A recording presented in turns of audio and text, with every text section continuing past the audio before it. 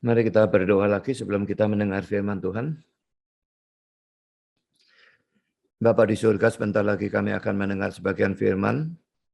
Dan kami masih tetap membahas tentang nabi-nabi palsu dengan ajaran-ajaran sesatnya. Kami mohon supaya Engkau sekali lagi hadir di sini maupun di rumah setiap peserta dan memimpin acara firman baik penyampaian maupun penerimaan. Tolong hamba mudah menyampaikan, berikan kekuatan jasmani, pikiran, khususnya suara, berikan pengurapan, berikan kata-kata. Kami titipkan seluruh persiapan khotbahnya kan tangan Tuhan. Engkau sendiri tambahi, kurangi, ubahkan, sehingga betul-betul kehendak Tuhan yang disampaikan, dan semua bisa disampaikan dengan baik, dengan benar, dan dengan sejelas-jelasnya. Lengkapi bungkus dengan kuasa dan pekerjaan roh-Mu, supaya jangan semua itu keluar dan kembali dengan sia-sia. Tapi biarlah tumbuh dan berbuah dalam kehidupan kami untuk kemuliaan nama Tuhan. Dan untuk kami semua dalam mendengar, berikan kami keterbukaan, berikan konsentrasi yang baik dari awal sampai akhir, berikan terang supaya kami bisa mengerti, dan berikan kami ketundukan pada firman. Dan biarlah kami semua menjadi penanggap dan pelaku firman untuk kemuliaan nama Tuhan. Setan pasti bekerja, Engkau kuatkan semua kami, menghadapi godaan dan pekerjaan setan dalam bentuk apapun. Dan sekali lagi kami berdoa untuk ketenangan maupun untuk cuaca, untuk listrik, untuk sinyal HP, Wi-Fi, dan Zoom, dan streaming, dan sebagainya, supaya tidak ada gangguan di sini maupun di rumah setiap peserta. Terima kasih Bapa, dalam nama Yesus kami berdoa. Amin.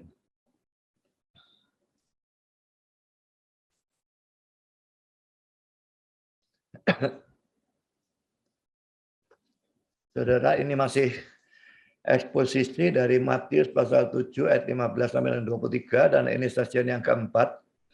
Dan topiknya masih ciri-ciri nabi palsu. Ini topik ini tetap ya masih session yang ketiga ya. Jadi sudah ada yang pertama, kita betul-betul membahas konteksnya. Yang kedua dan ketiga ini masih belum selesai. Nanti yang keempat ini kita membahas yang di luar konteks ini, ciri-ciri nabi palsu bagaimana. Saudara, tapi kita tetap membaca teks ini Matius 7 15 sampai 23. Waspadalah terhadap nabi-nabi palsu yang datang kepadamu dengan menyamar seperti domba. Tetapi sesungguhnya mereka adalah serigala yang buas. Dari buahnya lah kamu akan mengenal mereka. Dapatkah orang memetik buah anggur dari semak duri atau buah ara dari rumput duri? Demikianlah setiap pohon yang baik menghasilkan buah yang baik, sedang pohon yang tidak baik menghasilkan buah yang tidak baik. Tidak mungkin pohon yang baik itu menghasilkan buah yang tidak baik. Ataupun pohon yang tidak baik itu menghasilkan buah yang baik. Dan setiap pohon yang tidak menghasilkan buah yang baik, pasti ditebang dan dibuang ke dalam api. Jadi dari buahnya lah kamu akan mengenal mereka. Bukan setiap orang yang berseru kepadaku Tuhan, Tuhan akan masuk ke dalam kerajaan sorga, melainkan dia yang melakukan kehendak Bapakku yang di sorga. Pada hari terakhir banyak orang akan berseru kepadaku, Tuhan, Tuhan, bukankah kami bernubuat demi namamu? Dan mengusir setan demi namamu? Dan mengadakan banyak mujizat demi namamu juga?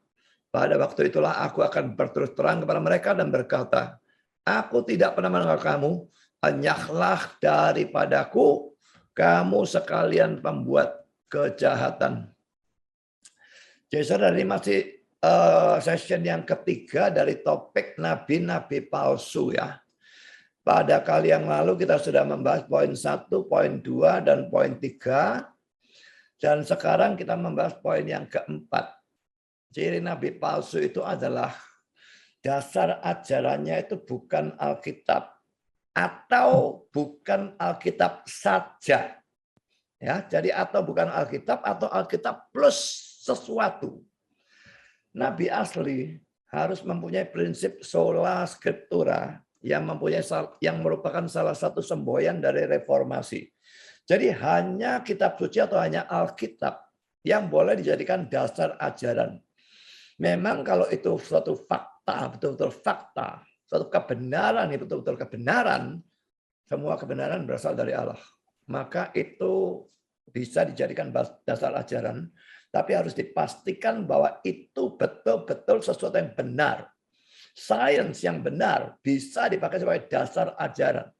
Tapi teori evolusi itu bukan sains, saudara. Ya, jadi itu omong kosong kalau itu dipakai. Saya tidak percaya itu sama sekali. Jadi saudara, yang menjadi dasar ajaran itu hanyalah kitab suci sebetulnya. Tidak boleh kitab suci plus sesuatu atau kitab suci dikurangi sesuatu. Mari kita melihat ayat ini saudara. Yesaya pasal 8 ayat 19 sampai 20. Dan apabila orang berkata kepada kamu, mintalah petunjuk pada arwah dan roh-roh peramal yang berbisik-bisik dan komat kamit. Maka jawablah, bukankah suatu bangsa patut meminta petunjuk kepada Allahnya? Atau haruskah mereka meminta petunjuk kepada orang-orang mati bagi orang-orang hidup? Lalu sekarang perhatikan yang ayat 20 ini yang saya tekankan. Carilah pengajaran dan kesaksian. Siapa yang tidak berbicara sesuai dengan perkataan itu, maka baginya tidak terbit fajar. Saudara, saya ulang ayat 20-nya ini ya. Karena ini terjemahannya agak berbeda-beda. Carilah pengajaran dan kesaksian, siapa yang tidak berbicara sesuai dengan perkataan itu, maka baginya tidak terbit fajar. Dalam terjemahan King James, saya bacakan langsung terjemahannya dalam Indonesia ya. Pada hukum atau hukum Taurat dan pada kesaksian. Jika mereka tidak berbicara sesuai dengan perkataan atau firman, itu adalah karena di sana tidak ada terang di dalam mereka. Kita melihat bedanya. Lalu aresti saudara. Pada pengajaran dan pada kesaksian. Pasti karena perkataan atau firman ini yang mereka katakan, di sana tidak ada matahari terbit. Ini membingungkan, saya tidak tahu maksudnya sebetulnya apa. Kata-katanya memang agak aneh. Lalu NIV, pada hukum atau hukum Taurat dan pada kesaksian. Jika mereka tidak berbicara sesuai dengan perkataan atau firman ini, mereka tidak mempunyai terang dari matahari terbit. Lalu dalam NSB, pada hukum atau hukum Taurat dan pada kesaksian. Jika mereka tidak berbicara sesuai dengan perkataan atau firman ini, itu adalah karena mereka tidak mempunyai terang dari matahari terbit. Saudara, sekarang saya berikan komentar dari beberapa penafsir ya. Ini tafsiran dari Albert Barnes tentang Yesaya 8 ayat yang ke-20. Menurut atau sesuai dengan perkataan atau firman ini. Kelihatannya dia menggunakan terjemahan dari King James rasanya ya. Menurut atau sesuai dengan apa yang Allah telah nyatakan. Dengan standar ini, semua wahyu palsu mereka harus diuji. Dengan standar ini, semua ajaran harus diuji. Jadi saudara, Alkitab atau firman Tuhan itu merupakan standar atau tolok ukur begitu ya.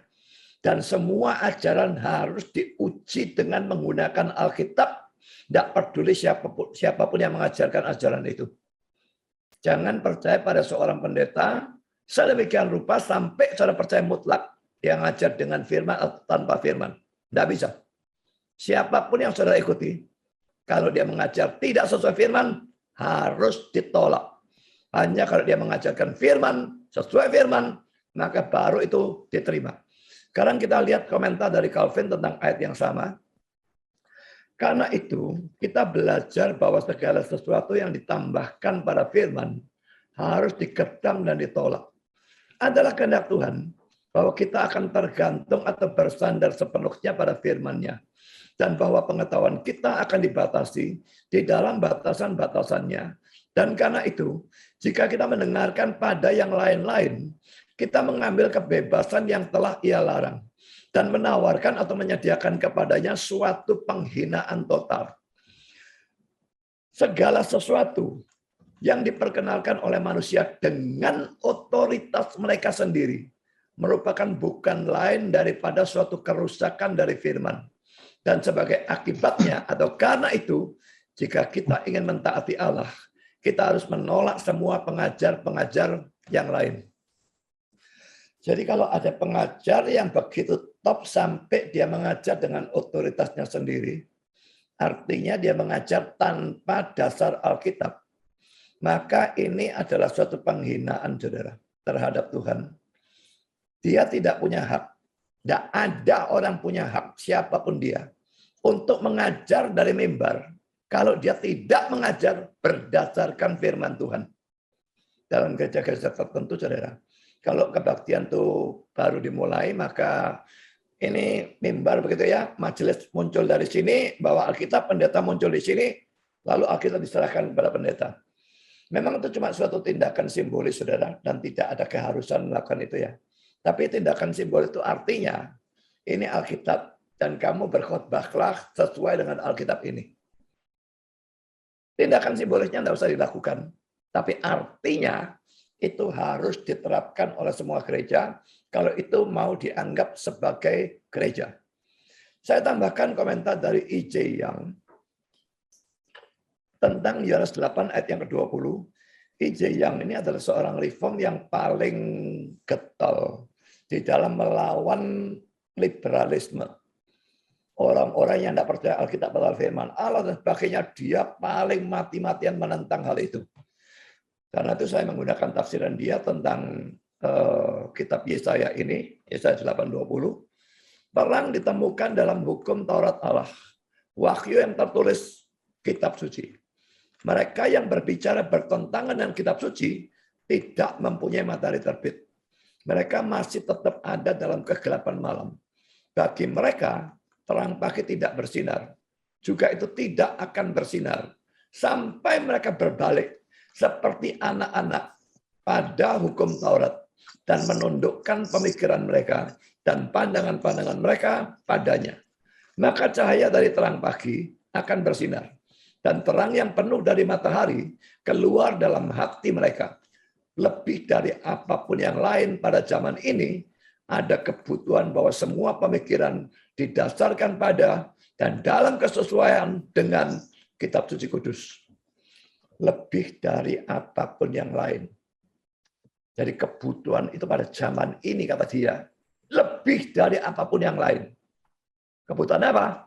Pemikiran didasarkan pada dan dalam kesesuaian dengan kitab suci. Zamannya dia sudah begitu, zamannya kita lebih nemen lagi. Makin lama makin banyak orang mengajar, asal mengajar, tabrakan dengan Alkitab dan sebagainya. Contoh, Corpus Delicti.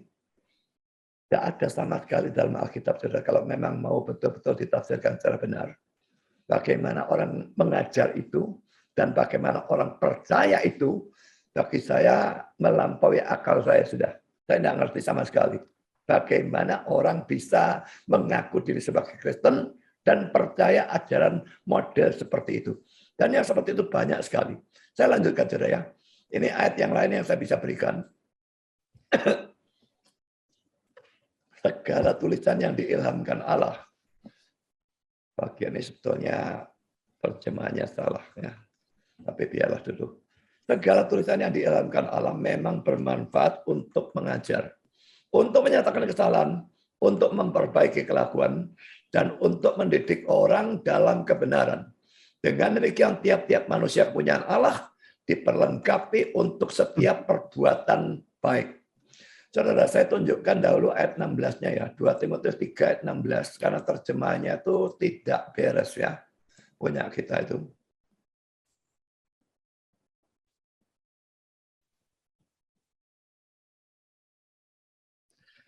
Ini kan berbunyi segala tulisan yang diilhamkan Allah. Kalau ini all scripture is given by inspiration of God. Jadi seluruh kitab suci diberikan oleh ilham Allah. Ini seluruh kitab suci diilhamkan oleh Allah. NIV, seluruh kitab suci itu God breathed, jadi kayak dinafaskan oleh Allah seperti itu ya. Lalu yang saya biasanya pakai all scripture is inspired by God. Ini terjemahannya sama dengan RSV. Dari seluruh kitab suci diilhamkan oleh Allah. Itu bagian awalnya. Jadi bagian awal ini segala tulisan. Mestinya seluruh kitab suci diilhamkan Allah. Ya. Dan bermanfaat untuk mengajar dan sebagainya. Lalu kita lihat ayat 17-nya ya. Dengan demikian tiap-tiap manusia kepunyaan Allah dipelengkapi untuk setiap perbuatan baik. Dalam terjemahan King James, supaya manusia kepunyaan Allah bisa sempurna. Diperlengkapi sepenuhnya untuk semua perbuatan baik. Sekarang kita lihat kata-kata Calvin berkenaan dengan 2 Timotius 3 ayat yang ke-17. Suara apa ini ya?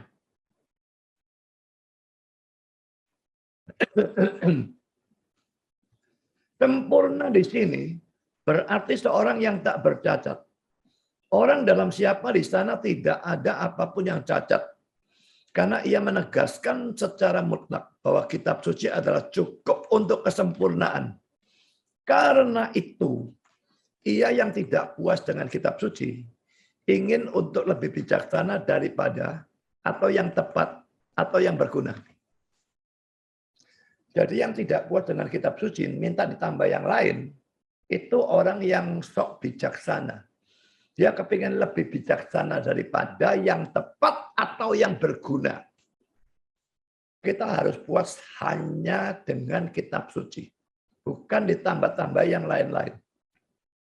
Sekarang kita lihat Kisah Rasul 17 ayat yang ke-11. Sudah pernah kita bahas mungkin ya. Orang-orang Yahudi di kota itu, kota Berea, lebih baik hatinya, seharusnya lebih mulia daripada orang-orang Yahudi di Tesalonika. Karena apa dikatakan lebih mulia? Karena mereka menerima firman itu dengan segala kerelaan hati. Dan perhatikan ini, setiap hari mereka menyelidiki kitab suci. Memang waktu itu cuma ada PL ya. Untuk mengetahui apakah semuanya itu benar demikian. Jadi yang khotbah ini Paulus. Mereka tidak peduli Paulus atau bukan Paulus, rasul atau bukan rasul. Mereka menguji dengan menggunakan kitab suci. Menyelidiki, lihat omongan Paulus ini cocok atau tidak. Dan ini disebut lebih mulia hatinya. Ya saudara, kerohanian seseorang itu bukan ya memang kasih dan lembut dan rendah hati dan rajin dan sebagainya, itu ada peran. Tapi di sini yang ditekankan adalah ketundukan orang secara mutlak pada Alkitab. Dan menggunakan itu sebagai tolok ukur dari semua ajaran yang diterima. Itu adalah penilaiannya mereka tuh lebih mulia. Karena hal itu, saya pikirkan diri saudara sendiri. Apakah ada ketundukan pada Alkitab? Dan apakah saudara mengecek semua ajaran menggunakan Alkitab cocok atau tidak? Atau Alkitab itu cuma jadi penghias saja di rumah, tidak pernah dibaca? Saudara, saya akan melanjutkan ya. Cara Nabi palsu memperlakukan atau menggunakan Alkitab. Ya, kalau Nabi asli mestinya seperti itu tadi. Alkitab betul-betul jadi standar. Jadi tolak ukur. Ajaran mau diterima kalau sesuai. Ajaran ditolak kalau tidak sesuai. Tapi saudara, cara Nabi palsu memperlakukan atau menggunakan Alkitab. Pertama saudara, ada yang mengubah Alkitab ini sudah keterlaluan kurang ajarnya.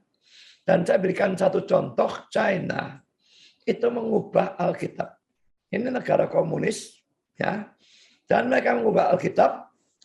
Saya berikan linknya di sini. Saya tidak ajak saudara untuk membaca supaya tidak usah membuang waktu terlalu banyak.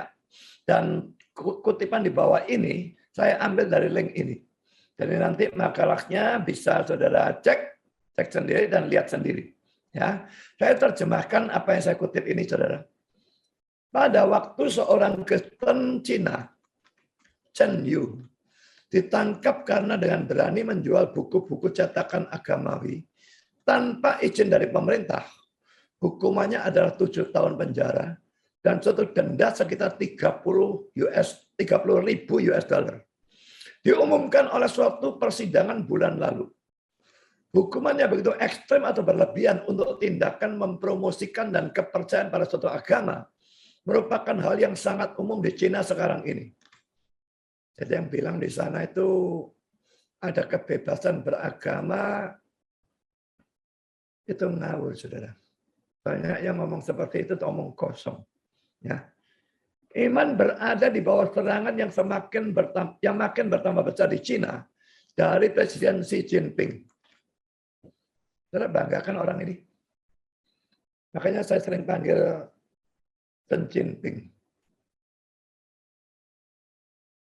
Jangan banggakan Cina sekalipun saudara orang Cina.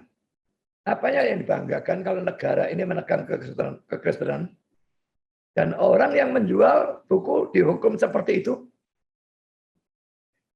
Karena tindakan menyatakan agama menjadi makin berbahaya di sana, orang-orang di seluruh dunia harus berbicara untuk membela orang-orang percaya yang dianiaya di Cina. Sebagai tambahan pada denda dan pemenjaraan Chen, sedang memerintahkan polisi lokal di provinsi Zhejiang untuk menghancurkan 12.864 buku-buku agamawi dari toko buku online-nya. Dari orang yang dihukum tadi ya. Jangan salah atau yakinlah, ini adalah suatu rezim yang sangat takut pada pertumbuhan dari kekristenan. Lucu ya, apa yang ditakuti dari pertumbuhan dari kekristenan? Mungkin mereka takut ideologi komunis mereka nanti dilindas oleh kekristenan. Begitu? Nggak tahu lah. Tapi pokoknya mereka takut. Jumlah orang Kristen di Cina yang diperkirakan 100 juta membuat penghancuran total dari kekristenan di Cina itu sukar. Ya jumlah 100 juta ini saya tidak tahu yang KTP itu ada berapa saudara ya. Karena di sana itu gereja-gereja yang terang-terangan berbakti, itu adalah gereja-gereja yang diatur oleh pemerintah.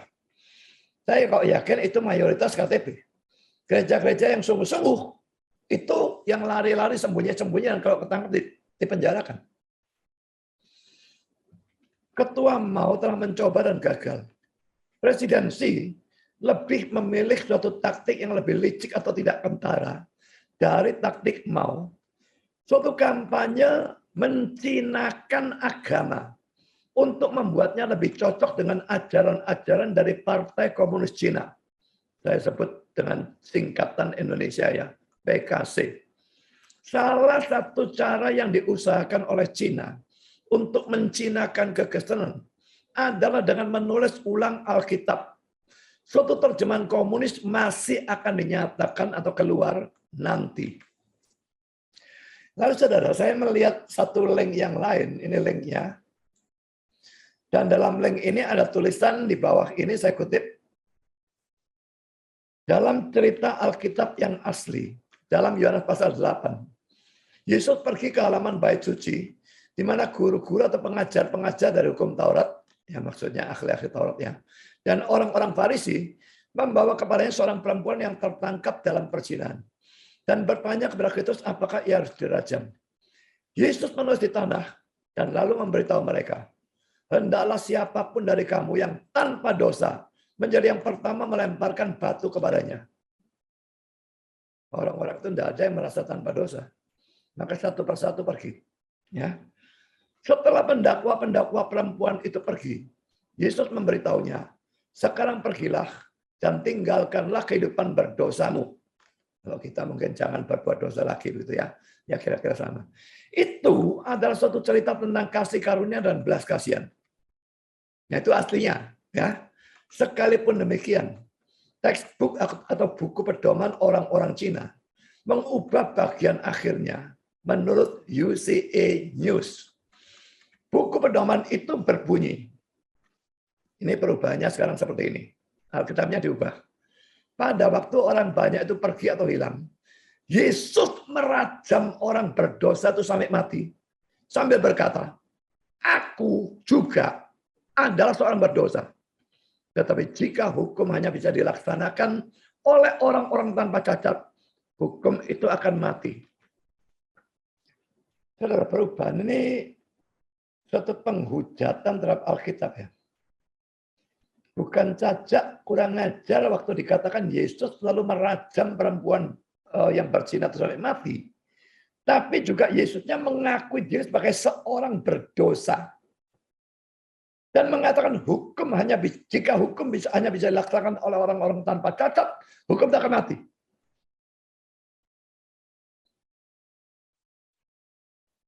Di sini jelas sekali China itu kurang ajar luar biasa, saudara. Jadi bagi saudara yang mendengarkan khotbah ini, apakah secara langsung ataupun nanti melalui rekamannya di YouTube, kalau saudara adalah orang Kristen Cina sama seperti saya, pada waktu China ini bertentangan dengan kekristenan atau Alkitab, dan melakukan penghujatan yang seperti itu pada Tuhan kita Yesus Kristus, saudara harus membela yang mana? Ini tantangan bagi saudara. yang Kristen dan sekaligus Chinese. Saya tidak sedetik pun berpikir dalam hal seperti ini. Saya mengutuk China. Saya mengutuk pemerintah komunisnya. Bukan rakyatnya. Kecuali kalau rakyatnya yang juga mendukung komunisme. Dan mendukung pemerintah terkutuk mereka. Saya kutuk mereka juga. Tapi rakyatnya yang Kristen sungguh-sungguh, tentu saja saya tetap akui mereka saudara seiman saya. Kenapa tidak? Dan saya sangat hargai di tengah-tengah penganiayaan mereka berani tetap menjadi orang Kristen sejati. Gereja bawah tanah, lari-lari, sembunyi-sembunyi, risiko ditangkap, dijatuhi hukuman seperti tadi. Saya sangat salut. Tapi China sendiri, pemerintahnya, presidennya, partai komunisnya, saya tidak ragu-ragu. Saya Chinese, saya bukan Chinese, bukan urusannya. Saya Kristen, itu harus lebih ditekankan dari saya Chinese. Dan ini juga berlaku untuk saudara yang adalah orang yang Kristen dan Chinese. Kalau saudara tidak mengutuk China dalam persoalan ini, saudara mengutuk Kristen. Dan saudara menghujat Yesus. Pikirkan, ini suatu tantangan. Fanatisme pada kebangsaan. Sampai melampaui agama kita. Itu fanatisme idiot. Sekarang saya lanjutkan, saudara. Poin kedua. Para saksi Yehova itu mengubah Alkitab. Saudara, saksi Yehova itu punya Alkitab sendiri ya. Memang kalau mereka pergi masuk kepada rumah-rumah orang Kristen dan memberitakan Injil sesat mereka, biasanya mereka pakai kitab suci kita. Tapi kalau mereka sudah terpojok dan sebagainya, mereka lalu bilang ini salah terjemahannya. Mereka pakai Alkitab mereka. Alkitab mereka itu aslinya dalam bahasa Inggris, New World Translation. Di mereka disingkat NW, kalau saya singkat NWT. Terjemahannya dalam bahasa Indonesia, terjemahan Dunia Baru. Saya ada, ini Alkitabnya, saya punya ya. Jadi ini yang terjemahan Dunia Baru. Dan yang ini New World Translation. Yang Indonesia saya diberi orang waktu saya pelayanan di dekat Banyuwangi sana. Yang Inggris ini saya sebetulnya dipinjami sama Penatua Saksi Yehova. Tapi setiap saya mau kembalikan dia tidak mau. Ya sudah, akhirnya jadi punya saya. Saudara, mereka mengubah bagaimana? Saya tidak bahas semua karena saya memang bukan tujuannya bahas Saksi Yehova. Tapi saya memberikan contoh-contoh yang cukup banyak dan contoh-contoh yang kelihatan sekali perubahannya itu konyolnya bukan main. Dan ini bisa saudara gunakan kalau saudara berdebat dengan Saksi Yehova. Pertama saudara, Lukas 23 ayat 43. Kata Yesus kepadanya, aku berkata kepadamu, sesungguhnya hari ini juga engkau akan berada bersama-sama dengan aku di dalam Firdaus. Jadi ini terjemahan kita ya, LAI ya. Sesungguhnya hari ini juga engkau akan ada bersama-sama dengan aku dalam Firdaus.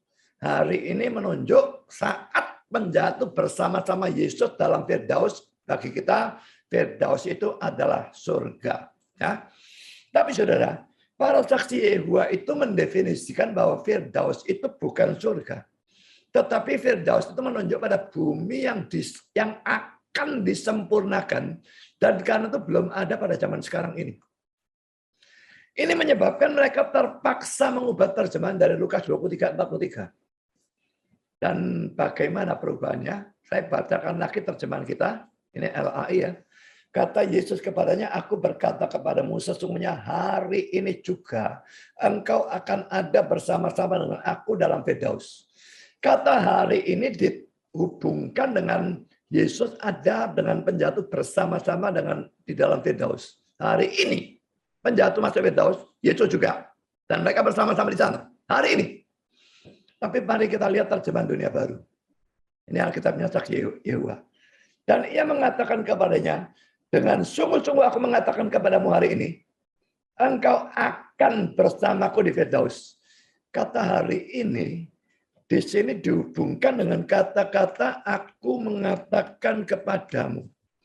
Aku mengatakan kepadamunya itu berkatanya itu hari ini. Lalu engkau akan bersamaku di Firdaus. Kapan? Ya kapan-kapan, enggak tahu. Pokoknya bukan hari ini. Karena kata hari ini tidak dihubungkan dengan engkau akan bersamaku di Firdaus. Kata hari ini dihubungkan dengan aku mengatakan kepadamu. Kelihatannya beda posisi sedikit. Artinya beda secara total. Nah, saudara, kalau menggunakan Alkitab versi bahasa Inggris, maka perubahannya hanya terletak pada perpindahan letak dari satu koma. Ya, ada satu kata yang sebetulnya sama artinya, cuma beda kata. Mari kita lihat terjemahan dari RSV ya. RSV kan Alkitab yang normal ya, Alkitab kita juga ya. And he said to him, truly I say to you, today you will be with me in paradise. Truly I say to you, today you will be with me in paradise. Jadi today-nya dihubungkan dengan you will be with me in paradise. Dalam bahasa Inggrisnya, dan ia berkata kepadanya, sesungguhnya aku berkata kepadamu, hari ini engkau akan bersama aku dalam Firdaus. Jadi hari ininya dihubungkan dengan engkau akan bersama aku dalam Firdaus. Terjemahan dari New World Translation. Nah, Alkitabnya Saksi Yehuwa. And he said to him, truly I tell you today, you will be with me in paradise. Perhatikan ya. Ini komanya di sini, di sebelumnya today. Ini komanya dipindah ke sesudahnya today. Ini, yang warna hijau ini ya. Ini yang warna merah. Jadi hanya pindah antara yang terjemahan kita, sebelumnya today, dan terjemahan mereka, sesudahnya today. Saya baca ulang. And he said to him, truly I tell you today, you will be with me in paradise. Dan ia berkata kepadanya, sesungguhnya aku berkata kepadamu, hari ini, engkau akan bersama aku dalam Firdaus. Dan dalam buku mereka, ini dibela mati-matian perubahan ini ya. Mereka bilang terjemahan mereka yang benar. Ini saya ambil dari buku mereka yang berjudul Bertukar Pikiran mengenai ayat-ayat Alkitab. Saya akan bacakan satu kutipan yang lumayan panjang. Pengertian seseorang tentang Lukas 23 ayat 43 dipengaruhi oleh tanda baca yang digunakan oleh penterjemah. Dalam naskah-naskah Alkitab Yunani yang asli tidak ada tanda baca. Ini benar memang. Tanda baca itu tidak ada dalam naskah. Baik yang asli maupun salinan tidak ada, saudara. Jangankan tanda baca, spasi itu sebetulnya tanda baca. Dan spasi itu tidak ada. Jadi kata dengan kata itu semua disambung.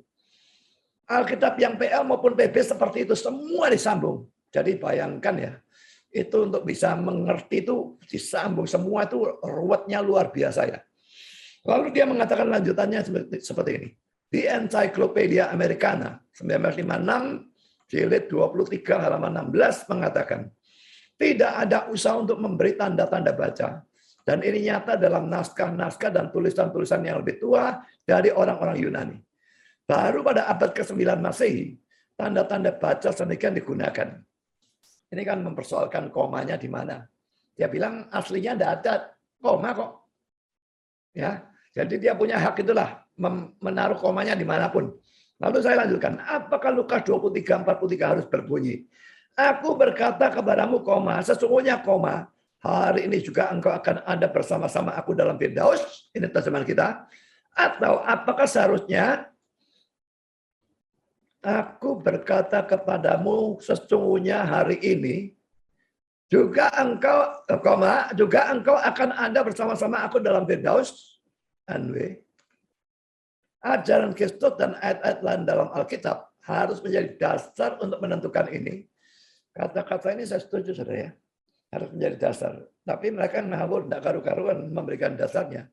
Dan bukan koma yang dibubuhkan dalam naskah berabad-abad setelah Yesus mengucapkan kata-kata tersebut.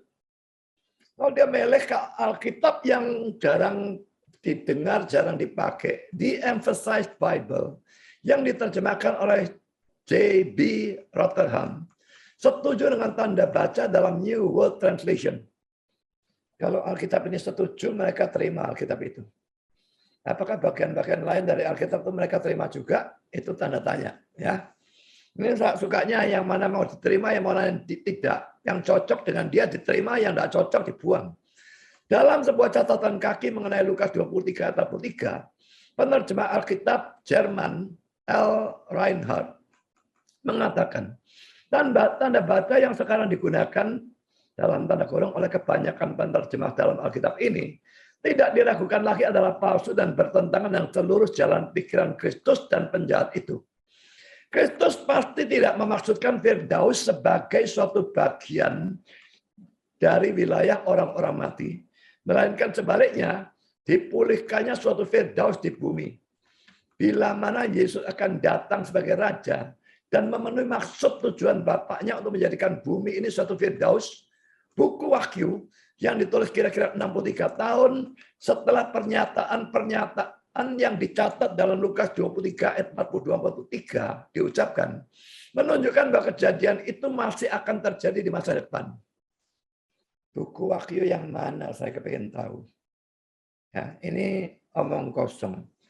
Saya berikan catatan ya, Lukas 23 di Emphasized Bible memang mengatakan demikian ya. And he said unto him, verily, I say unto thee this day, titik 2. With me shall thou be in paradise. Dan dia berkata kepadanya, sesungguhnya aku berkata kepadamu hari ini, titik 2, dengan aku engkau akan ada di Firdaus. Jadi memang terjemahan mereka seperti terjemahan dari saksi Yehova kira-kira. Tapi saudara, saya akan memberikan argumentasi ya untuk menantang mereka. Ada beberapa alasan yang secara kelewat jelas menunjukkan ketidakmungkinan terjemahan New World Translation atau terjemahan dunia baru ataupun the Emphasized Bible. Pertama saudara, ini adalah terjemahan yang tidak masuk akal. Tidak pernah ada siapapun, baik dalam Alkitab maupun dalam kehidupan sehari-hari, yang mengatakan, aku berkata kepadamu hari ini. Tidak ada. Sudah tentu pada saat seseorang mengatakan sesuatu, yang mengatakannya hari ini atau saat ini. Kalau bukan hari ini, lalu kapan? Kemarin? Besok? Tidak masuk akal. Karena itu merupakan sesuatu yang sudah jelas. Tidak ada orang nambahkan kata keterangan hari ini. Kata keterangan waktu. Tidak ada. Yesus selalu berkata, aku berkata kepadamu hari ini. Lalu poin kedua, selain kata-katanya kepada penjahat yang bertobat dalam Lukas 23:43 ini, Yesus mengucapkan kata-kata, aku berkata kepadamu, sebanyak 140 kali. Dengan perincian sebagai berikut. Saya tunjukkan pada saudara ya. Kita lihat sendiri ya. Kita cari aku berkata kepadamu. Ya. Kita mau yang exact phrase. Dan kita hanya mencari dalam New Testament saja, perjanjian baru saja ya. Ini dalam Matius, Markus, Matius saja banyak-banyaknya ya. Markus, Lukas, Yohanes. Yang kisah Rasul ini bukan Yesus yang mengucapkan, jadi ini tidak usah dihitung. Ada 143 dan mungkin ada kata-kata lagi yang tidak diucapkan oleh Yesus, saya tidak ngerti ya. Jadi selain dalam Lukas 23:43, Yesus mengucapkan 140 kali. Saudara kalau mau, saudara punya e-shot seperti tadi, bisa lihat sendiri dan hitung sendiri. Ini saya berikan dalam Injil Markus 57 kali. Lengkap dengan ayat-ayatnya, tapi saya tidak tulis bunyinya. Kalau saya tulis bunyinya bisa sampai besok pagi tidak selesai ini. Dalam Injil Markus dia mengucapkan 16 kali, ini ayat-ayatnya. Dalam Injil Lukas dia mengucapkan 38 kali, ini ayat-ayatnya. Dalam Injil Yohanes dia mengucapkan 29 kali, ini ayat-ayatnya. Yesus tidak pernah mengatakan aku berkata kepadamu hari ini. Mari kita lihat. Saudara tidak percaya omongan saya? Mari kita lihat ya. Aku berkata kepadamu hari ini. Kita minta yang persis ya. Jadi exact phrase. Perjanjian baru saja karena kata-kata Yesus ya. Perhatikan ini agak tertutup ya. No, zero versus tahun. Tidak ada. No. Ya. Jadi 140 kali dia mengatakan aku berkata kepadamu. Lalu dalam satu ayat itu mereka mau terjemahkan aku berkata kepadamu hari ini. Jadi kalau ayat ini dipaksakan diterjemahkan seperti itu merupakan terjemahan yang mengada-ada. Dan secara sangat jelas menunjukkan kekurangan ajaran New World Translation, terjemahan dunia baru, dan seluruh saksi Yehova dalam melakukan penterjemahan. Di samping itu, saudara, selain Lukas 23:43, kita masih bisa menggunakan 2 Korintus 12 ayat 4. Jadi kalaupun mereka mau terjemahannya Lukas 23:43 diubah karena Firdaus belum ada. Mereka tetap tidak bisa menghindari ajaran itu, saudara. Karena 2 Korintus 12 ayat 4 itu menunjukkan bahwa zaman Rasul Paulus, Firdaus itu sudah ada. Ini kata-kata Paulus ya. Aku juga tahu tentang orang itu, entah di dalam tubuh, entah di luar tubuh, aku tidak tahu. Allah yang mengetahuinya. Ia tiba-tiba diangkat ke Firdaus dan ia mendengar kata-kata yang tak terkatakan yang tidak boleh diucapkan oleh manusia. Saudara, Paulus menceritakan dirinya sendiri sebagai orang ketiga. Yang diceritakan dia tentang orang itu dia sendiri. Kalau kita mau lebih lengkap, kita lihat saudara 2 Korintus pasal 12 ya.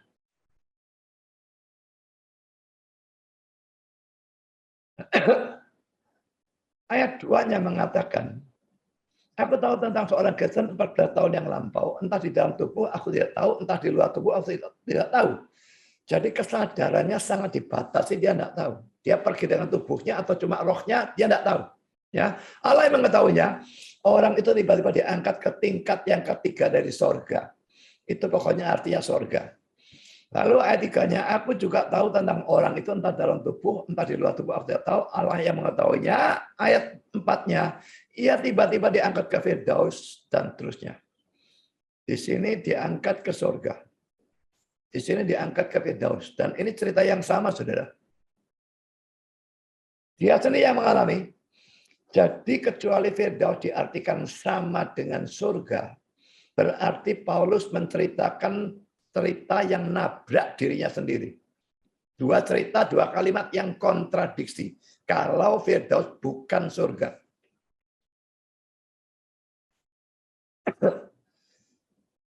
Jadi saudara, ini ayat contoh pertama di mana saksi Yehova mengubah terjemahan atau mengubah Alkitab. Ya.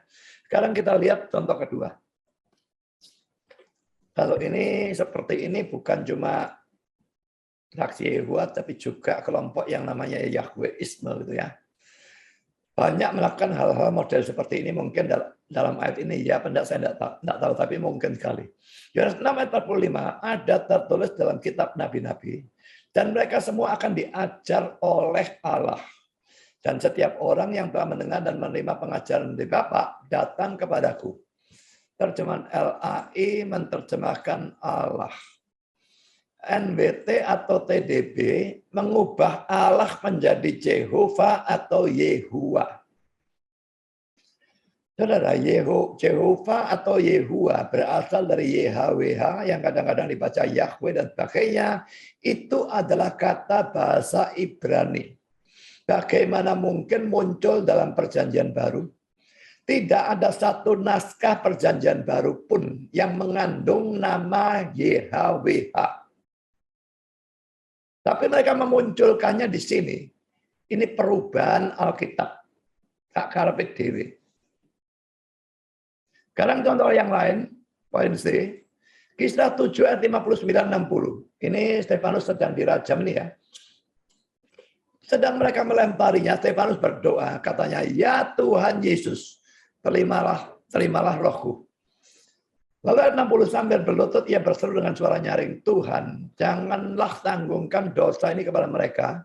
Dan dengan perkataan itu meninggallah ia. Saudara, ada dua kata Tuhan ya. Di sini Tuhan tapi disambung dengan Yesus. Di sini ada Tuhan tanpa kata Yesus, ya. Keduanya sama-sama berasal dari kata bahasa Yunani Kyrie.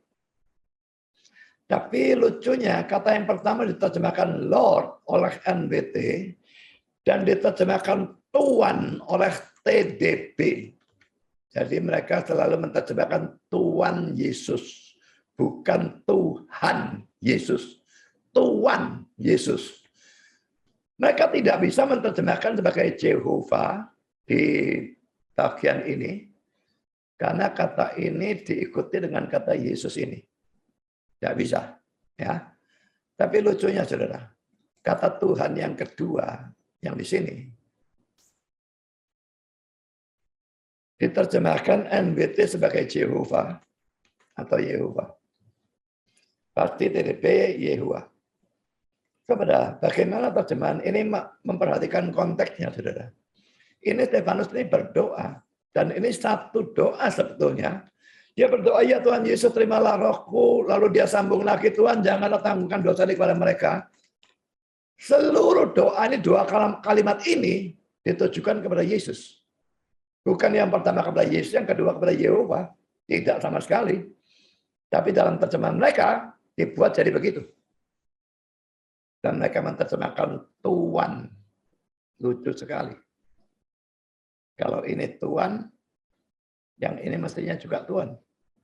Kurie juga. Satu kalimat ini. Betulnya. Nyambung. Mengapa bisa beda? Ini penerjemahan kacau mereka. Contoh poin D, saudara ya. Contoh keempat ayat yang diubah oleh saksi Yehua.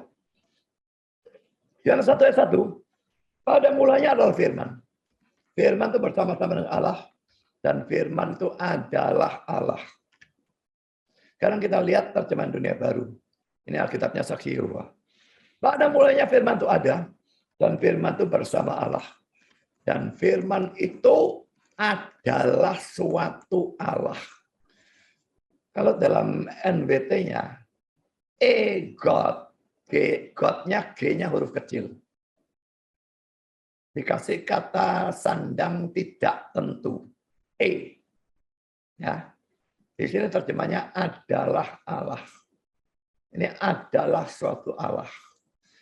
Saudara, jangan percaya omongan mereka, terjemahan mereka yang benar dengan alasan bahwa dalam Yunannya tidak ada kata sandang tertentu. Memang dalam Yunannya tidak ada kata sandang tertentu, itu tidak ada. Tetapi gramatika bahasa Yunani secara jelas membenarkan terjemahan kita dan bukan terjemahan mereka. Jadi macam-macam terjemahan bahasa Inggris, saudara bisa melihat semua menerjemahkan firman itu adalah Allah. The word was God. Ya. Jangan mau diubah oleh terjemahan mereka. Sekarang saudara, 2 Petrus 1 ayat 1. Dari Simon Petrus, hamba dan rasul Yesus Kristus, kepada mereka yang bersama-sama dengan kami memperoleh iman oleh karena keadilan Allah dan juru selamat kita, Yesus Kristus. Saudara, kalau terjemahan ini ya, Allah dan juru selamat kita diberikan koma. Nah ini mereka pasti ya berdalih lagi. Siapa yang kasih tanda baca, tanda bacanya tidak ada. Tapi saudara, ini sudah pasti benar, ini ada rumus Yunani gramatika, secara gramatika yang memastikan terjemahan ini yang benar. Jadi kalau terjemahan ini benar, Allah dan Juru Selamat kita, itu dua-duanya ditujukan kepada Yesus. Berarti Yesus itu adalah Allah, dan Yesus itu juga adalah Juru Selamat kita. Kalau mari kita lihat terjemahan dari TDB, terjemahan Dunia Baru, dari Simon Petrus, budak dan rasul Yesus Kristus, kepada mereka yang memperoleh iman sebagai hak istimewa yang sama seperti yang kamu miliki. Oleh karena keadil benaran, perhatikan ini, Allah kita dan Yesus Kristus, Juru Selamat itu. Kita Yesus Kristusnya kan ada di belakang ya. Sama mereka dipindah ke tengah sini. Jadi Allah kita dan Yesus Kristus, Juru Selamat itu, membuat ayat ini membicarakan dua pribadi. Allah kita sendiri, Yesus Kristus Juru Selamat itu sendiri. Berarti Yesus cuma dinyatakan sebagai Juru Selamat, tapi bukan Allah. Tapi kalau di sini membicarakan cuma satu pribadi. Allah dan Juru Selamat kita, Yesus Kristus. Jadi Yesus Kristus disebut Allah, disebut juga Juru Selamat kita. Mereka menghindari semua ayat yang menunjukkan Yesus sebagai Allah. Nyaris semuanya diubah terjemahannya. Jadi soal ini terjemahan yang kurang ajar, karena dalam bahasa Yunani kata Juru Selamat itu memang ada di depan kata Yesus Kristus. Dalam terjemahan Dunia Baru itu dibalik untuk memisahkan kata Allah dan Juru Selamat.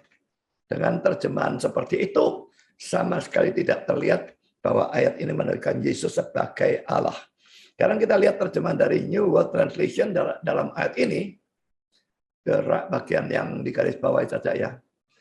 The righteousness of our God and the Savior Jesus Christ. Kebenaran dari Allah kita dan dalam kurung Sang Juru Selamat Yesus Kristus. Ini juga kurang ajar, saudara.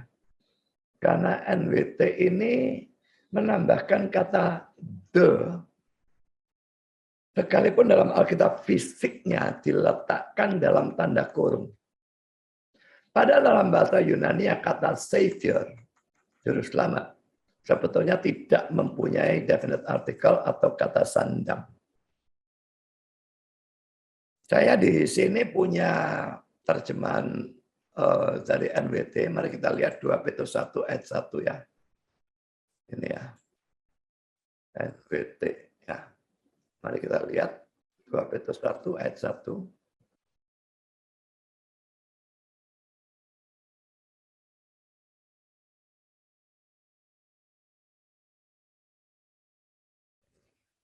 Through the righteousness of our God and ditambah the. Ini tidak ada tanda kurungnya malah. Kalau Alkitab fisik mereka ada tanda kurungnya. Tapi di situ tidak ada tanda kurungnya. Jadi saudara, dengan ditambah the righteousness of our God and the Savior Jesus Christ, maka itu memisahkan menjadi dua pribadi. Allah kita sendiri, Sang Juru Selamat Yesus Kristus sendiri lagi. Jadi saudara, inilah lagi terjemahan kurang ajar. Saya kira saya cukup, saya bisa memberikan banyak sekali contoh dari penterjemahan yang kurang ajar dari saksi Yehuwa yang jelas-jelas mengubah Alkitab. Tetapi saya maksudnya saat ini kan bukan menjelaskan semua saksi Yehuwa. Jadi saya kira contoh yang saya berikan cukup. Pokok kalau saudara bicara dengan mereka, jangan mau pakai Alkitab mereka. Mereka bisa berdalih, punya kita yang salah terjemahan dan sebagainya. Punya mereka yang benar terjemahannya. Yang faktanya, saudara, terjemahan mereka ngawur, tidak karu-karuan. Banyak yang mengubah secara kurang ajar, tidak karu-karuan. Sekarang poin B, saudara.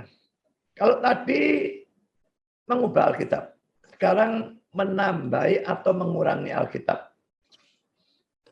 Jadi sebetulnya sama dengan mengubah ya. Nambah kan mengubah juga ya. Mengurangi juga mengubah juga sebetulnya. Tapi saya memang bedakan ya. Pertama saudara, Katolik itu menambahi Alkitab dengan kitab-kitab Deuterokanonika. Memang kalau sudah tanya orang Katolik, mereka akan katakan, oh kamu yang ngurangi kitab-kitab Deuterokanonika. Lucu sekali, saudara. Yang jadi patokan dalam hal ini adalah orang-orang Yahudi, saudara. Dalam perjanjian lama dan sebagainya, sampai zamannya Yesus dan Rasul-Rasul, mereka menggunakan hanya perjanjian lama seperti punya kita. Nggak ada kitab-kitab Deuterokanonika mereka pakai. Nggak satu kali pun Yesus maupun Rasul-Rasul atau penulis PB mengutip dari Deuterokanonika. Yang digunakan hanya PL-nya kita yang 39 kitab. Cuma kalau dalam bahasa Ibrani memang kitabnya digabung-gabungkan, akhirnya sisa cuma 22 atau 24. Jadi yang benar sesuai dengan Yahudi adalah Alkitabnya Protestan, bukan Alkitab yang ditambah dengan Deuterokanonika. Dan kalau dulu, seperti Alkitab saya ini, Alkitab Katolik, saudara. Deuterokanonikanya diselipkan di tengah-tengah PA dan PB. Ya, ini dulu. Yang sekarang, saudara, Deuterokanonikanya diselipkan di antara kitab-kitab PL. Sehingga PL mereka menjadi 46 atau 47 kitab itu. Punya kita kan cuma 39.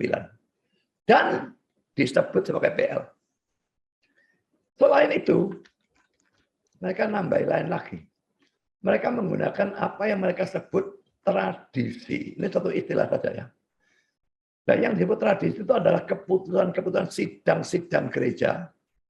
Kata-kata paus dan tulisan-tulisan bapak-bapak gereja yang semuanya bukan hanya punya kesalahan-kesalahan, tapi juga sering saling bertentangan satu dengan yang lain dan juga bertentangan dengan Alkitab.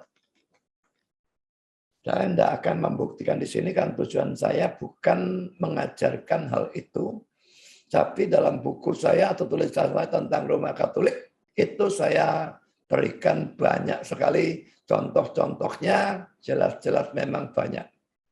Ya. Lalu saudara, contoh yang lain, Gereja Mormon. Itu menambah Alkitab dengan The Book of Mormon. Saya punya buku itu ya. Tidak tahu siapa yang kasih saya lupa. Karena saya banyak bahas ajaran sesat, maka sering orang memberikan kepada saya. Saya punya The Book of Mormon, cuma saya kira saya tidak pernah baca. Lalu poin ketiga, Gereja Masehi Advent hari ke-7. Ini hati-hati ya. Gereja ini memang kalau dibandingkan dengan Katolik dan Mormon, ini yang paling sedikit kesesatannya. Tetapi saya tetap menganggap yang satu ini sebagai sekte. Ya mereka pasti menganggap kita sebagai sekte juga, sama saja. Ya.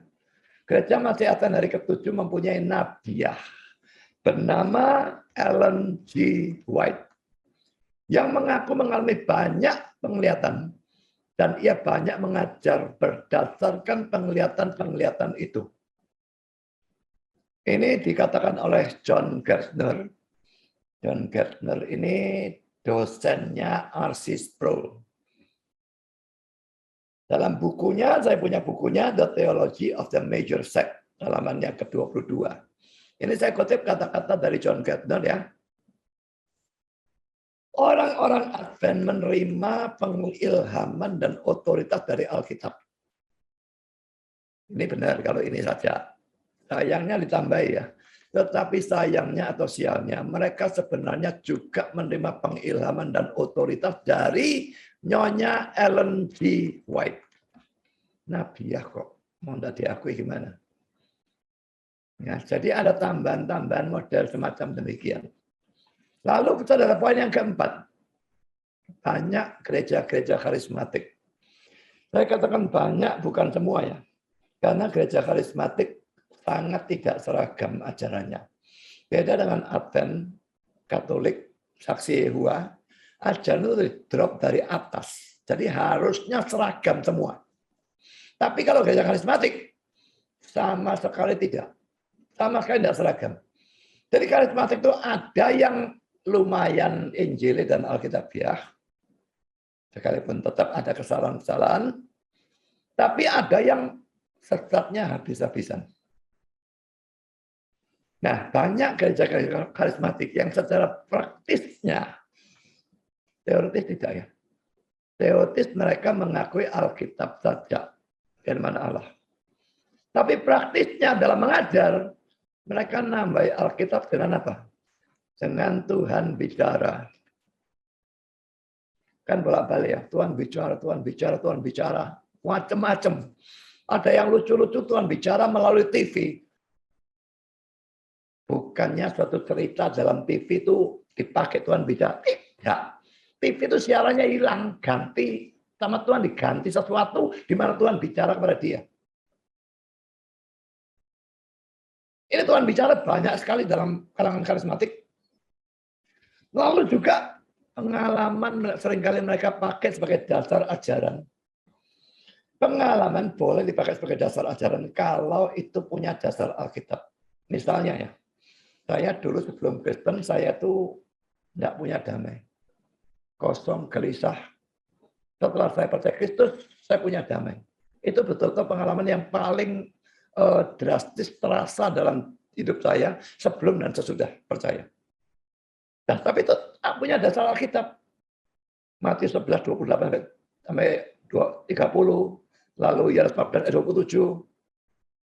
Damai sejahtera aku berikan kepadamu, bukan seperti yang dunia berikan dan sebagainya. Dan memang dasarnya, lah kalau itu boleh pengalaman, kasih dasar Alkitab, jadikan dasar. Kalau kamu percaya Kristus, kamu juga akan punya damai. Selama kamu belum percaya Kristus, tidak akan ada damai, yang ada kekosongan, kekhawatiran, ketakutan, dan sebagainya. Boleh kalau ada dasar Alkitab. Tapi mereka tidak. Pengalaman-pengalaman yang individual, yang tidak seharusnya semua orang alami, tetap dijadikan dasar ajaran. Aku memberikan persembahan 1 juta. Tuhan balas berlipat ganda 10 juta. Jadi kamu kalau memberi, Tuhan selalu balas 10 kali lipat. Nah ini konyol saudara. Nanti secara turuti, yang jadi kaya dia. Bukan saudara dapat 10 kali lipat. Jadi saudara mengajar berdasarkan pengalaman, ini sesuatu yang harus saudara waspadai ya. Semua orang yang ngajar berdasarkan pengalaman, tanya kepada dia, pengalamanmu itu dasar Alkitabnya apa? Oh, dia mengalami sungguh-sungguh. Tapi kalau itu tidak ada dasar Alkitabnya, pengalaman itu tidak boleh diterapkan, diharuskan orang lain semua mengalami. Sebagai contoh, saudara, kalau saya pergi ke Tretes naik mobil, lalu saya kegembosan ban. Lalu saya terapkan, kalau kamu pergi, jangan pergi ke Tretes. Nanti kamu kegembosan ban seperti saya. Itu kan lucu. Apa kalau saya mengalami seperti itu, saudara harus mengalami? Pada waktu saya haruskan, ya gila. Itulah mereka lakukan. Mereka mengalami sesuatu, tidak ada dasar Alkitab, mereka haruskan orang lain mengalami. Aku sakit, aku doa puasa 3 hari 3 malam, maka aku sembuh. Kamu sakit, doa puasa 3 hari 3 malam, maka kamu akan sembuh. Mana dasar kitab sucinya? Tidak ada. Contoh yang lain, istilah rema. Pokok kalau orang ngomong rema, remanya turun. Ini pasti karismatik. Ya, Protestan tidak ngomong seperti itu. Rema itu sebetulnya sama dengan logos. 2 kata yang artinya sama-sama adalah firman. Tapi orang-orang karismatik membedakan. Logos itu ya Alkitab, firman dalam Alkitab. Kalau rema itu tahu-tahu turun. Kalau logos, ya harus dituruti. Kalau rema, wah harus dituruti. Jadi rema ini tingkatnya lebih tinggi dari logos. Lama-lama Alkitabnya dibuang kalau kita seperti itu. Ini bahayanya, saudara. Terus tunggu-tunggu remanya. Remanya tidak ada. Ada orang non-Kristen. Kalau ini yang mereka sebut logos. Beritakanlah firman kepada segala makhluk. Dan sebagainya. Mestinya mereka berusaha nginjil.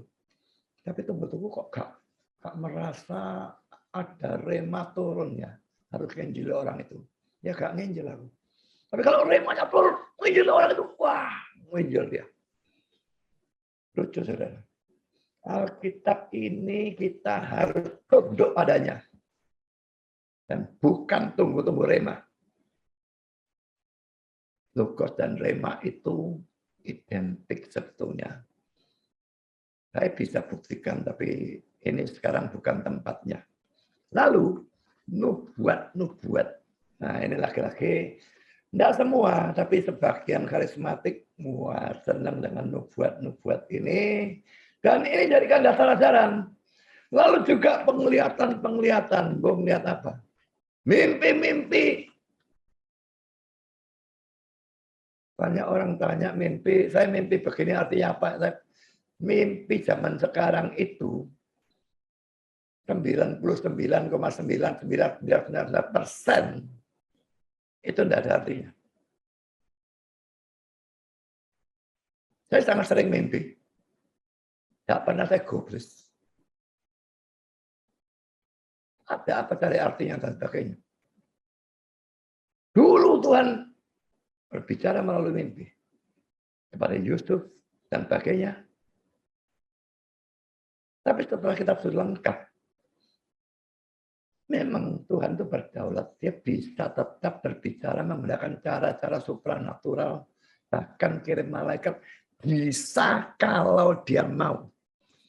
Tapi kalau dia sama seringnya dulu dan sekarang bicara melalui cara-cara supranatural, akibatnya Alkitab ini dibuang.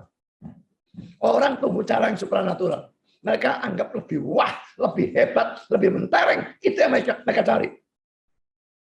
Karena itu pada saat sekarang ini, hampir selalu dia bicara melalui firman Tuhan yang tertulis. Yang dikhotbahkan dan sebagainya. Dan bukan pakai cara-cara supranatural. Tetap bisa, tapi luar biasa jarangnya. Sekarang saudara, poin kelima, Yesaya variasi. Menggunakan kitab-kitab Yahudi dalam mengajar. Saya pertama tahu ajarannya Yesaya variasi ini pada waktu saya menghadiri suatu pernikahan. Saya datang sendirian dan tahu-tahu di sebelah saya ini ada orang yang ngajak saya ngomong dan rupanya dia mau dalam tanda petik menginjili saya. Pernah dengar Yesaya variasi? Enggak pernah dengar. GPI Tiberias enggak pernah dengar. Saya bilang gitu. Oh, tak kirimi ya. Ya, bolehlah. Dia minta alamat saya, lalu dia kirimi, dia dari Jakarta. Dia kirimi 6 majalah dari GBI Tiberias. Ya, ini majalah Tiberias. Dan saya baca buku-buku majalah itu. Saya baca langsung cepat sekali itu.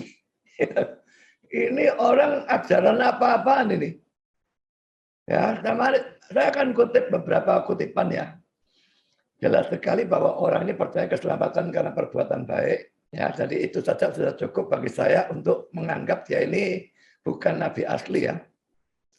Nah, tapi saya tujuannya sekarang menunjukkan dia itu menggunakan kitab-kitab Yahudi dalam mengajar.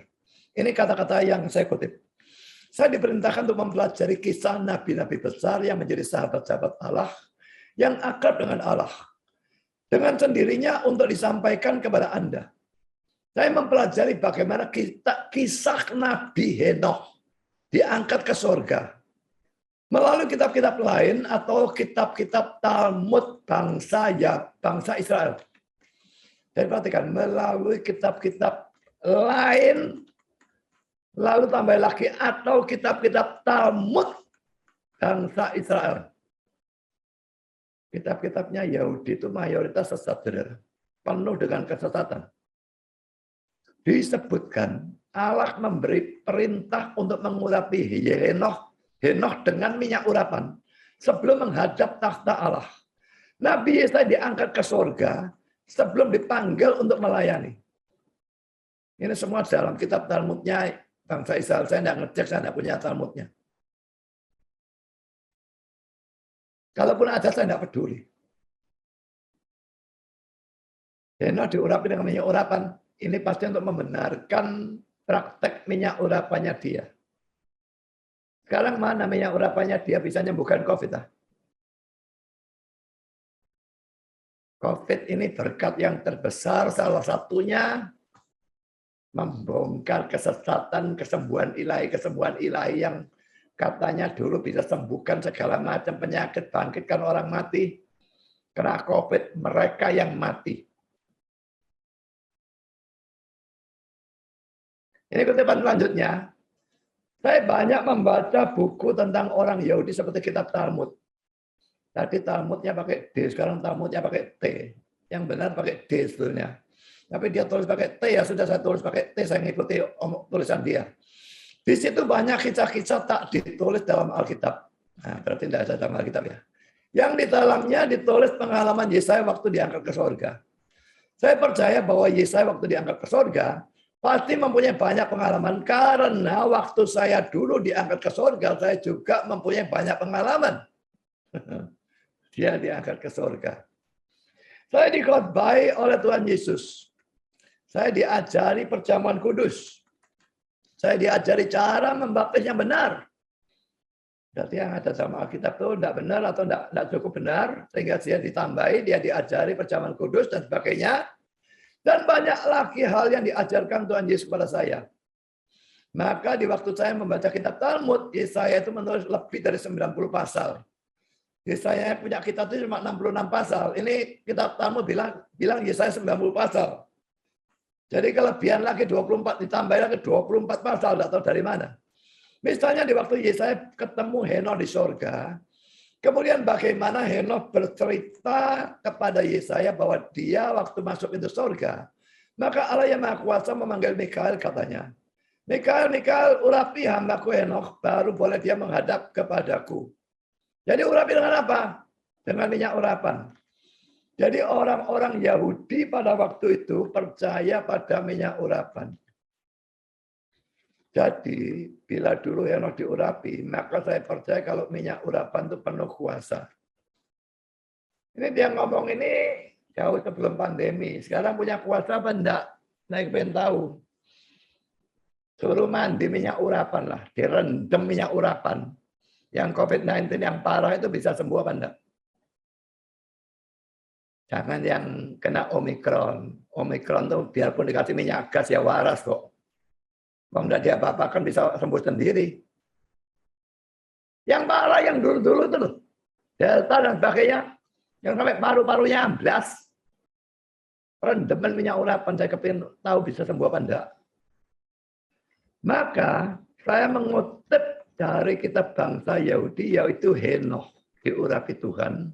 Dengan minyak urapan itu baru dia bisa menghadap ke takhta Allah. Semua ada alamatnya, saudara ya. Lalu ini kutipan lain lagi.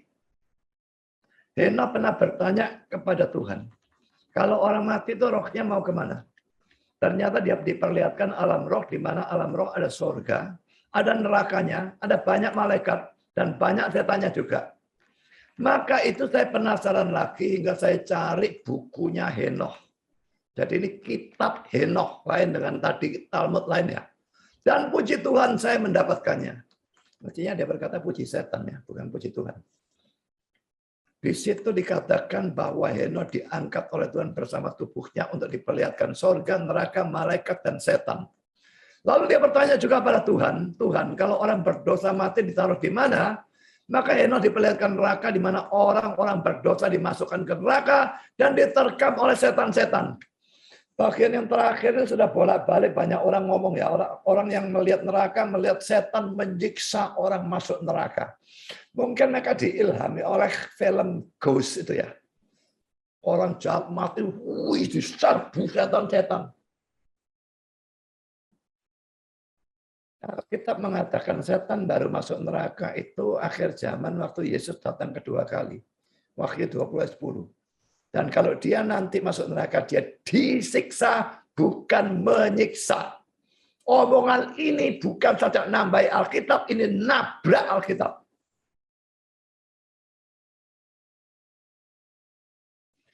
Buku Henokh itu termasuk dalam Apokripa.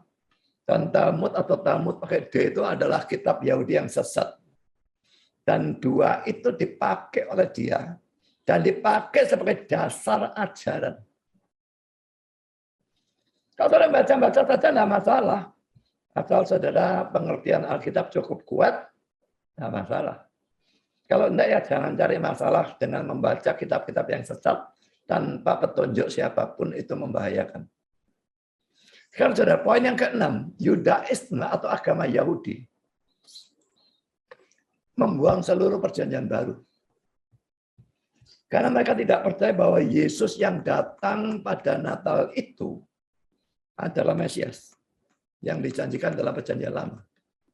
Bukan. Itu nabi palsu. Makanya disalibkan sampai mati. Mereka masih menantikan Mesias yang dijanjikan dalam PL. Nantikanlah sampai akhir zaman. Itu nanti bagi kita kedatangan kedua. Mereka sudah telat. Tidak bakal ada Mesias datang antara kedatangan pertama dan kedatangan kedua. Kedatangan kedua, kiamat, penghakiman akhir zaman. Kedatangan pertama, Natal dulu. Itu tidak mereka akui. Dan otomatis karena Yesusnya tidak diakui, ya rasul-rasul dan sebagainya tentu tidak diakui semua. Maka seluruh PB mereka tidak percaya. Yang mereka pakai ya cuma PL-nya kita. Jadi saya membuang seluruh PB. Ketujuh, kalau seorang pendeta itu menambahi Alkitab, biasanya dia juga mengurangi Alkitab. Sekalipun tidak secara formal ya, tapi secara praktis. Secara teoritis dia tetap percaya seluruh Alkitab. Tapi pada waktu dia nambahi dengan ajaran-ajaran itu, bagaimana kalau ajaran itu nabrak Alkitab, maka di dalam ini, yang di dalam ini pasti dia buang. Tidak dibuang secara formal, tetapi praktis dia tidak berani ngajar ini. Makanya saya kepingin tahu kalau orang-orang yang teologi kemakmuran mengajarkan cerita di mana rasul-rasul sendiri tidak punya uang, mereka mengajarkan bagaimana. Ya bagian itu pasti tidak dibahas, diloncati. Kalau saya Pariaji tadi mesti mengajarkan Wahyu 20 ayat 10, di mana setan baru dimasukkan ke neraka pada akhir zaman dan dia di sana disiksa, bukan menyiksa. Dia harus mengajar bagaimana. Ya pasti bagian itu dilewati. Jadi secara praktis, kalau seseorang menambah Alkitab, dia mesti mengurangi Alkitab juga. Yaitu bagian-bagian yang bertentangan dengan bagian yang dia tambahkan ke dalam Alkitab itu. Saudara, saya belum selesai dengan sola scriptura ini ya, saya kira ya. Masih akan saya lanjutkan, saya kira. Dan hari ini memang khotbahnya sedikit lebih pendek karena sepanjang minggu lalu beberapa hari saya tidak bisa bekerja gara-gara gangguan tidur saya. Tapi yang saya tunjukkan kepada saudara sudah merupakan sesuatu yang penting dan ini harus terus dicamkan. Sola scriptura. Jangan ubah, jangan buang, jangan tambahi. Hanya kitab suci. Dan perhatikan orang-orang yang mengaku sebagai pendeta, pengkhotbah, dan sebagainya. Apakah mereka mempraktekkan sola scriptura itu ya atau tidak? Kalau mereka menentang sola scriptura itu nabi palsu, hindari mereka. Tuhan memberkati saudara. Amin.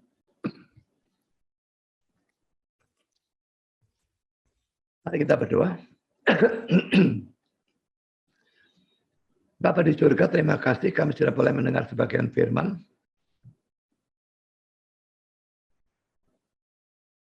Dan kami sadar ada begitu banyak pengkhotbah, pendeta, penginjil, dosen teologi, dan sebagainya. Yang atau membuang sebagian dari Alkitab, mengubah Alkitab, menambahi Alkitab, dan sebagainya.